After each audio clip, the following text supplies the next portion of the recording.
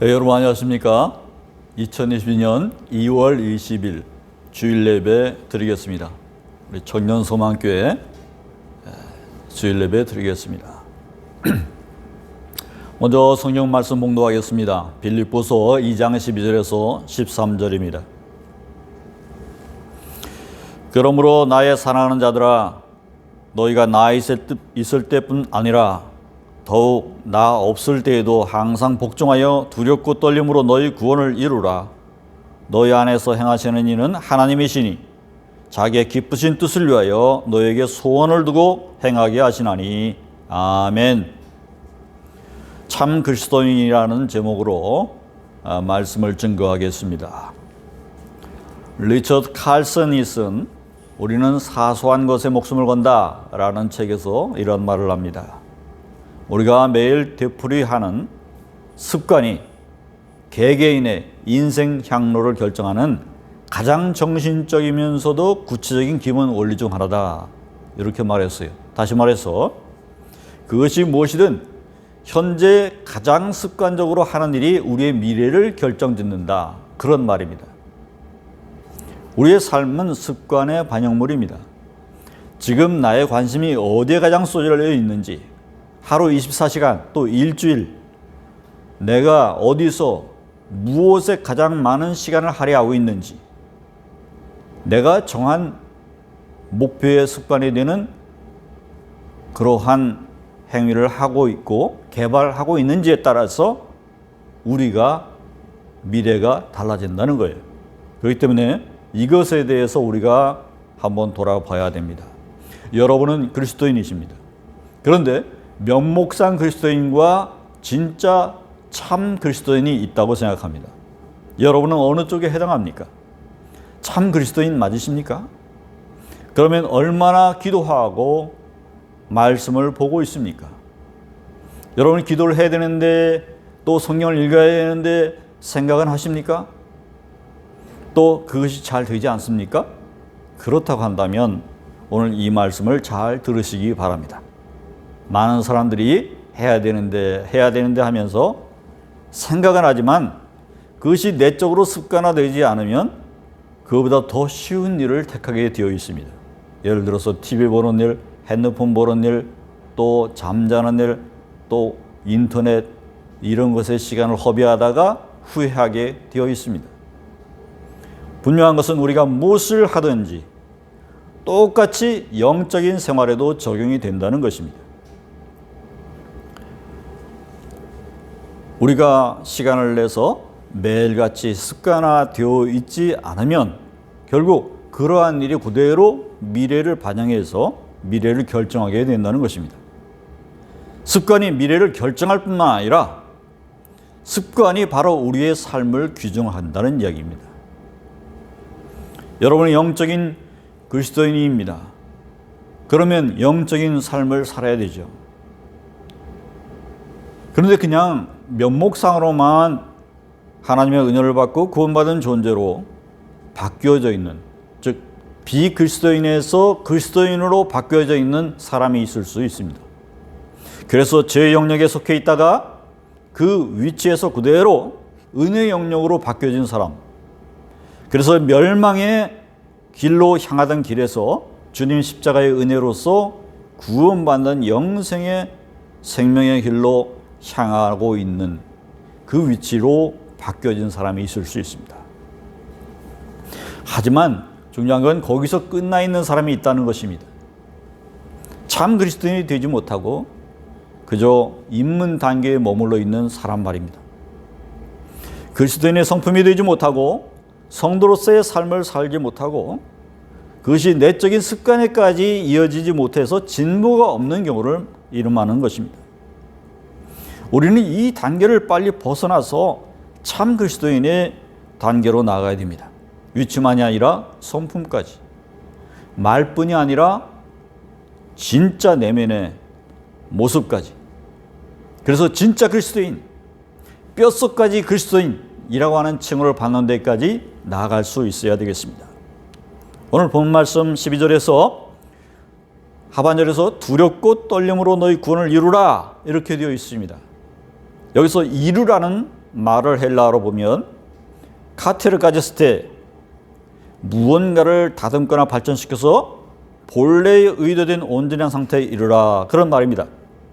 즉 하나님이 우리를 구원하셨을 때 구원을 통해서 이루고자 하시는 어떤 본래의 의도된 상태가 있다는 것이죠.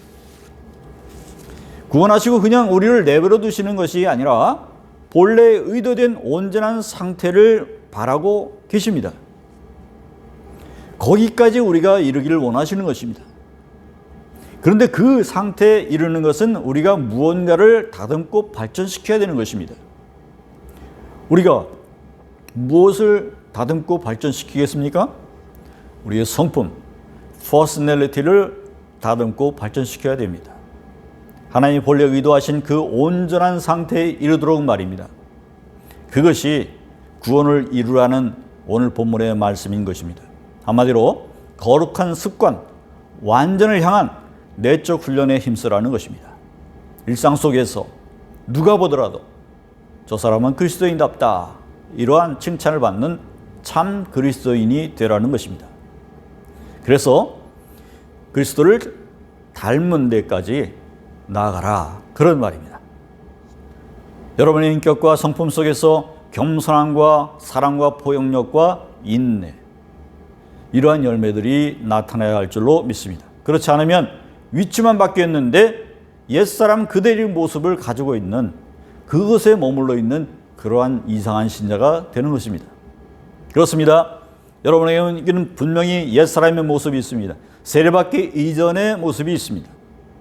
그러나 이제는 이 초보나 신명딱지를 떼고 고참 그리스도인의 모습으로 나갈 수 있어야 되겠습니다.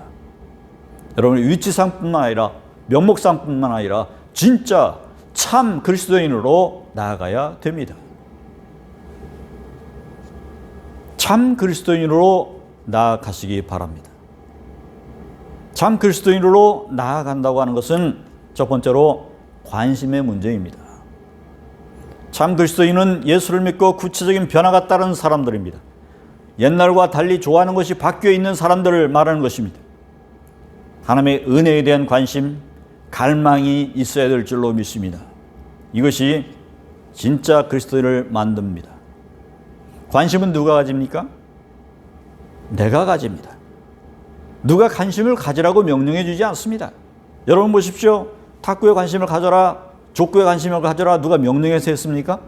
여러분 스스로 관심을 가지게 돼서 하지 않았습니까? 그러다 보니까 어떻게 돼요? 자연의 실력이 늘게 되어 있어요. 자기가 관심을 가졌거든요. 은혜도 이처럼 자기가 관심을 가지고 갈망하는 사람이 되어야 한다는 것입니다. 여러분 은혜 받고 참 그리스도인이 되기를 갈망하시기를 축원합니다. 여러분 마음을 돌아보십시오. 여러분이 예수님 믿게 되었을 때에 성령님이 그 안에 도우셨고 여러분 안에 계셨습니다. 그래서 여러분 안에 지금도 계시고 그 성령님께서 여러분을 이해시켜주고 계십니다. 여러분을 감화받도록 돕고 계십니다. 그런데 여러분이 평상시에 얼마나 하나님 보내주신, 예수님 보내주신 그 성령님을 의지하고 계십니까? 여러분이 하나님의 뜻에 순종한다고 하면서도 여러분 자신의 삶의 방향과 의지와 이런 것들을 다 정해놓고 사는 것은 아닙니까? 자기의 고집과 자기의 의지는 항상 예수님을 찌릅니다. 사울아 사울아 내가 어찌하여 나를 핍박하느냐, 가시채를 뒷발질하기가 너희의 고생이니라. 이 말씀의 다른 역본을 보면 이렇습니다. 우리는 모두 땅에 엎어졌습니다. 그때 히브리 말로 나에게 사울아 사울아 너는 어찌하여 나를 핍박하느냐, 가시돋친 채찍을 발길로 치면 너만 아플 뿐이다 하는 말하는 음성을 들었습니다. 예수님은 분명 사울의 본 모습을 알아보셨고 사울을 위해서 하시는 말씀이 있었습니다. 다치는 건 너야, 이렇게 말씀하시는 것이었습니다. 하지만 분명 그 안에서 성령님의 지시를 따르지 않고 있는 그 모습을 두고서 예수님은 핍박한다 라고 말씀하셨음에 우리는 주목하게 됩니다. 그렇습니다. 우리가 우리 안에 계신 성령님을 왕따시킬 수 있습니다. 그렇게 될 때에 다른 사람은 다치지 않을지 몰라도 우리 안에 계신 그 성령님은 상처를 입고 계십니다. 우리가 권리를 앞세우고 주장을 하는, 고수하는 그러한 모습을 보일 때마다 주님을 핍박하는 것입니다. 조직적으로 주님의 성령을 괴롭히고 마음 아프시게 하는 것입니다. 그러다가 우리가 핍박하는 대상이 바로 예수님이었음을 깨닫고 나서 깜짝 놀라서 아연 시작하고 마는 것입니다. 여러분, 정녕 그리스도인이십니까? 은혜에 관심을 가지는 성도가 되시기를 축원합니다. 거룩한 데에 관심을 가지고 갈급한 마음으로 그것을 사모하는 마음을 가지시기 바랍니다. 두 번째로 참 그리스도인으로 나아간다고 하는 것은 습관의 문제입니다. 시편의 다윗은 나의 하나님이여 내가 주의 뜻 행하기를 즐기오니 주의 법이 나의 심중에 있나이다 하였습니다. 그러니까 다윗은 하나님의 뜻을 행하기를 아주 즐겼다는 것입니다. 저 축구하는 데 있어서도 이영표도 그런 말을 한 적이 있죠. 축구를 잘한다고 하는 사람이 축구를 즐기는 사람을 못 이긴다 하는 말이 있습니다. 다윗은 거룩한 습관을 지녔음을 알 수가 있습니다. 그렇게 사모하고 관심을 기울이는 사람은 그 특징이 삶의 습관이 다르다는 것입니다. 습관이 삶을 형성한다고 말하지 않았습니까? 성품상 그리스도인에서, 위치상 그리스도인에서 그것이 습관이 다르다는 거예요. 습관이 달라지면 삶이 달라지는 것은 분명해질 것입니다. A라는 학생이 있습니다. 그래서 학생은 아침에 잠에서 깨자마자 허겁지겁 등교를 합니다. 늘 지각하고 늘 시간에 급하게 쫓겨서 과제물을 제출합니다. 그리고 휴일날에는 다른 걸 안 하고 자기 멋대로 놀면서 차라리 실컷 잠이나 자자 그렇게 시간을 허비합니다. 그 사람의 삶에는 무엇이 쌓일까요? 절망감이 생깁니다. 충족감이 생기지가 않습니다. 무언가에 쫓기는 삶을 사는 거죠. 그리고 무언가에 압도당하고 있는 이상한 마음이 들 겁니다. 이것이 악순환이 되고 있는 겁니다. B라는 학생이 있습니다. 이 학생은 A라는 학생보다 조금 더 덜 잡니다. A가 아침에 허겁지겁 일어나서 등교하는 형태라면 이 학생은 그보다 1시간 일찍 일어납니다. 그래서 미리미리 준비를 하는 것이죠. 그래서 지각이 없고 미리 가서 수업 전에 커피도 마십니다. 짧은 글쓰기도 할 수 있어요. 그리고 책도 한두 장 읽을 수 있어요. 하루를 그렇게 시작하는 겁니다. 그리고 과제물도 일찍 만듭니다. 이런 사람은 하루가 다르고 결과도 다를 겁니다. 평화가 있고 충족감이 찾아오게 될 것입니다.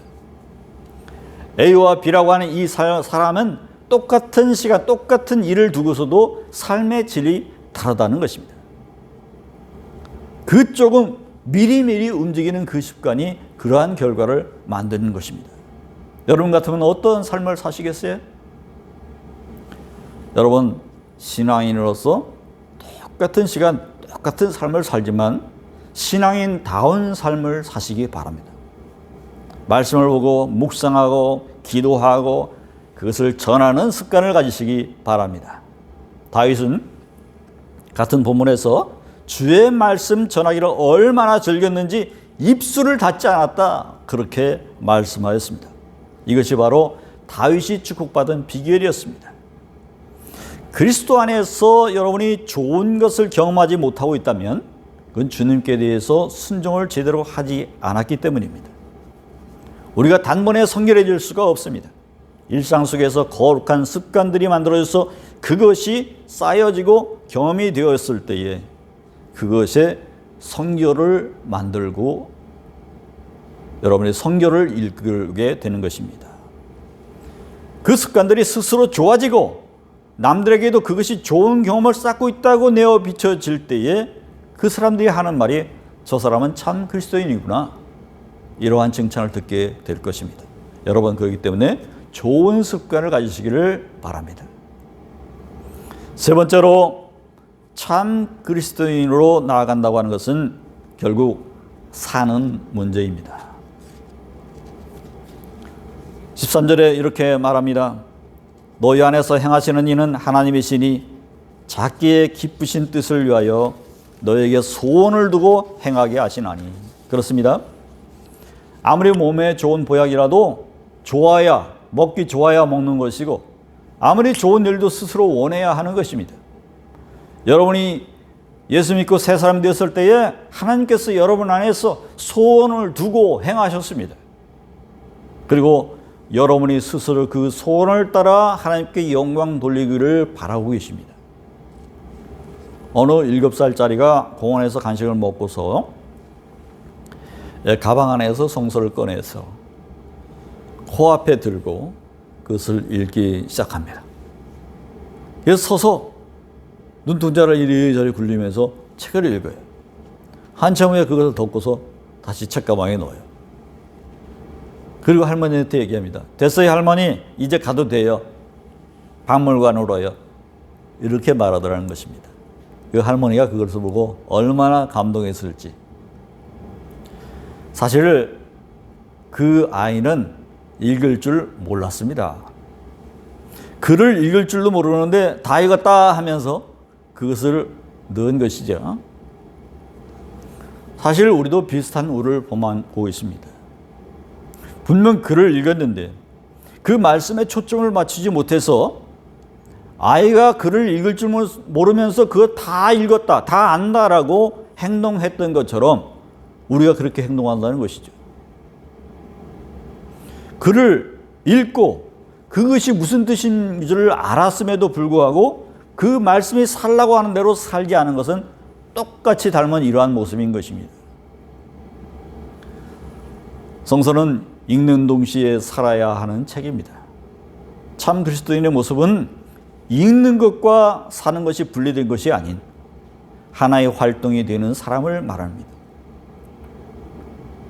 그것이 쉬운 일이 아니지만 성도로서는 분명 꼭 필요한 모습이라는 것입니다.